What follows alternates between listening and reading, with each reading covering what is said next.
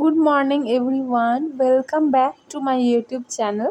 তো এই যে আজকে দেখো আবার হচ্ছে মঙ্গলবার, আর আজকে হচ্ছে অষ্টমী, মানে আজকে হচ্ছে জিতা অষ্টমী। আর আমাদের বাড়িতে তো শুধু অষ্টমীটা পালন করা হয়।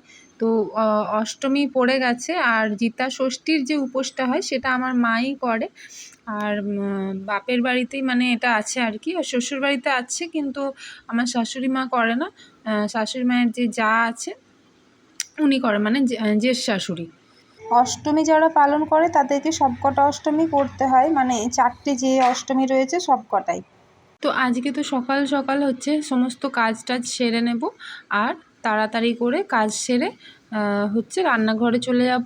আর আজকে তো আমরা সকাল থেকে না খেয়ে থাকবো, কারণ স্নান টান করার পরে খাবার করব, তারপরে খাওয়া দাওয়া হবে। আর তার আগে বাবা আর আমার বর আর হচ্ছে নানাইকে খাবার করে দিয়ে দেবো। আর সেই করতে করতেই কলের জলটাও চলে এসেছে, তো আগে তো খাবার জলটা ভরে নিচ্ছি। তো এই দেখো আজকে জলটা কতটা ঘোলা, মানে বৃষ্টি এত হয়েছে কয়েকদিন ধরে, আর চারিদিকে বন্যা হয়েছে, জল ছাড়া হয়েছে, তো সেই কারণেই জলটা ঘোলা এসেছে। তো প্রচণ্ড, কিন্তু জলটা কিন্তু একদমই অপরিষ্কার, ফিল্টার ছাড়া এই জল খাওয়া একদম ঠিক হয় না। তো এমনিতেই আমরা ফিল্টারের জলই খাই, তো এটাও ভালোভাবে ফিল্টার করেই খেতে হবে। আর নানাইকে তো না ফোটানো জল খাওয়ানো হয় না, তো নানাইয়ের জন্য কোনো টেনশন নেই, জলটা ভালো করে ফুটিয়ে সেদ্ধ করে তারপরেই ওকে খাওয়ানো হবে। তারপরে দেখো যেহেতু জল চলে এসেছে, তো আমি তাড়াতাড়ি করে কাজগুলো সেরে নেওয়ার জন্য এখানে সমস্ত জামা কাপড়গুলো রেডি করে নিয়েছি। এগুলো নির্মার জল গুলে তার মধ্যে ভিজিয়ে নেব। আর বাবা এবারে হচ্ছে বেরিয়ে যাবে কাজে, তাই বাবা যা জিনিসপত্র নেওয়ার এই ঘর থেকে নিয়ে নিচ্ছে, আর আমি জামা কাপড়গুলো ভিজিয়ে নিচ্ছি।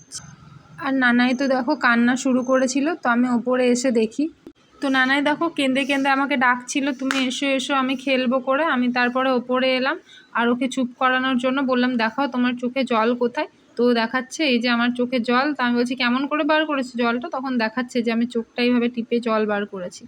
তো ওকে তো ঘুম পাড়িয়ে দিয়েছিলাম, তারপরে একবারে ঘুম থেকে উঠিয়ে নিয়ে এসেছি। আর নিয়ে এসে এই যে দেখো মা অল্প বেদানা ছাড়িয়ে রেখেছিল, সেইগুলোই একটা দুটো করেও মুখে দিচ্ছে। আর আমি এদিকে পুজো করতে বসেছি, কারণ আজকে মঙ্গলবার।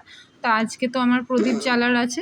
তো আজকে আমার 14টা মঙ্গলবার হলো, তো ওই জন্য 14টা প্রদীপ আমি আজকে হনুমানজির কাছে জ্বালবো। তো প্রথমে সলতেগুলো তৈরি করে তারপরে ঘিয়ে ডুবিয়ে ডুবিয়ে প্রদীপগুলোকে রেডি করে নেব, তারপর একসাথেই সব কটা জ্বেলে নেব। স্নান টান করে একবারে ঠাকুর ঘরে বসে পড়েছি। আর নানাই তো উঠেই গেছে, তাই ওকে এখানেই বারান্দায় বসিয়ে রেখেছি। আমি বললাম তুমি বসে যেটুকুন খাবার খাবে খাও, ও তো জানি খাবে না, ওই 1-2টো খাবে, দিয়ে বাকি সব ফেলে নষ্ট করবে হয়তো। তো ওই বসে আছে চুপ করে, তাই দিয়ে রেখে। তো এবার পুজো হয়ে গেলে আমি চলে যাব রান্নাঘরে রান্না করার জন্য। আগে আমি ভাত ডাল আর কিছু একটা তরকারি করে নেব, কারণ নানাই আর বাবা দুজনের জন্য ভাত করতেই হবে। আর তারপরে মায়ের আর আমার জন্য লুচি ঘুগনি এসব করব। আর আগে প্রদীপগুলো রেডি করে নিই, তারপরে প্রদীপটা জ্বালাতে জ্বালাতেই না হয় হনুমান চালিসা পড়ে নেব। তো এই যে দেখো আমার প্রদীপ রেডি করা হয়ে গেছে, এবার আমি হনুমান চালিসা পড়তে শুরু করে দিয়েছি। আর যেহেতু আমি অনেক দিন ধরেই পড়ে আসছি আর কি, পাঠ অনেক দিন ধরেই করে আসছি, তো সেই কারণে আমার তো পুরোপুরি মুখস্থ, ওই জন্য আমি তাড়াতাড়ি বলতেও পারি। তো অত দেরি হয় না সেই জন্য, নাহলে বই দেখে পড়তে গেলে যেহেতু অনেকটাই বড়, তো একটু টাইম লাগতো, আমার অতটা টাইম লাগে না।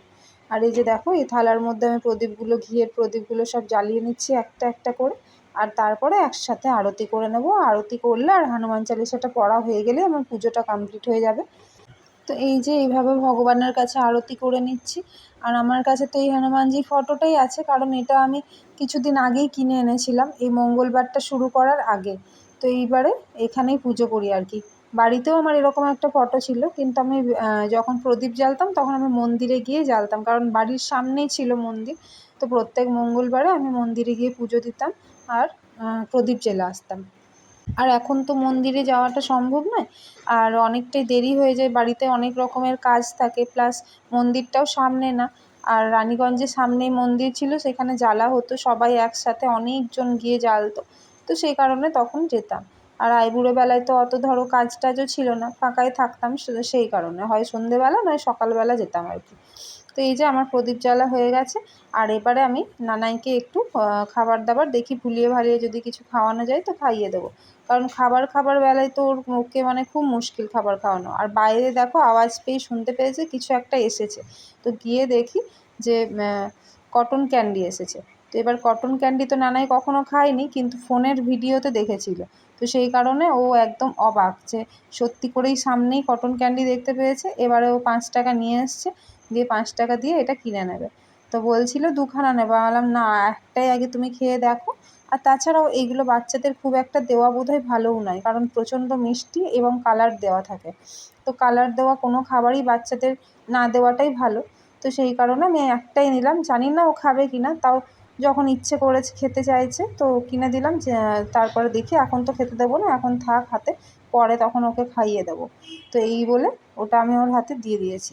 এবার দেখো ও তো খুব খুশি। এটা আমি বললাম এখন খেও না, হাতে রাখো, পরে খাবে, এখন ভাত টাত খেতে হবে। তো তো সেই কারণে এখন আর এগুলো কিন্তু খাবার টাইম নয়, এই বুঝিয়ে সুঝিয়ে কোনো রকমে রেখেছি আর কি। আর ও দেখো খুশিতে লাফাতে লাফাতে চলে গেছে ঠাম্মার কাছে, ঠাম্মাকে গিয়ে দেখাবে বলে যে আমি কি কিনেছি দেখো। ঠাম্মাকে দৌড়ে, ঠাম্মা ঘরের ভেতরেই ছিল, তো ঠাম্মাকে দেখানোর জন্য ও ছুটে ছুটে ছুটে ছুটে আগেই চলে এসেছে দেখো। এটাও সামনে থেকে প্রথমবারই দেখছে, কিন্তু তাও ফোনে একবার দেখেছিল, তো সেই দেখে ও কিন্তু চিনতে পেরেছে যে এগুলোই কটন ক্যান্ডি। নিজেই আমাকে বলছে, মা এগুলো কিন্তু কটন ক্যান্ডি। আমি বললাম, ও আচ্ছা তাই, এগুলো কটন ক্যান্ডি। তো দেখো এবার হাতে নিয়ে রেখেছে, এবার কতক্ষণ এটা আস্ত থাকবে সেটা কিন্তু আমি বলতে পারছি না, কারণ নানাইয়ের হাতে কোনো জিনিস গেলে সেটা আর আস্ত থাকে না, কিছুক্ষণের মধ্যেই তার দফা রফা হয়ে যায়। তো এটা দফা রফা হতে কতটা দেরি চলো দেখাই যাক। আর এরপরে নানাইকে স্নান টান করিয়ে খাবার খাওয়ানোর জন্য এখানে বসিয়েছি। তো আমরা তো নানাইকে খাইয়ে দাইয়ে ওপরে দিয়ে এসেছি। আর তারপরে দেখো মায়েরও লুচি খাওয়া হয়ে গেছে, মা নিজেই নিয়ে খেয়ে নিয়েছে, আর আমি এখানে লুচি খাবো। তো তার আগে নানাইকে খাইয়ে দিই, আর বাবারও খাওয়া হয়ে গেছে।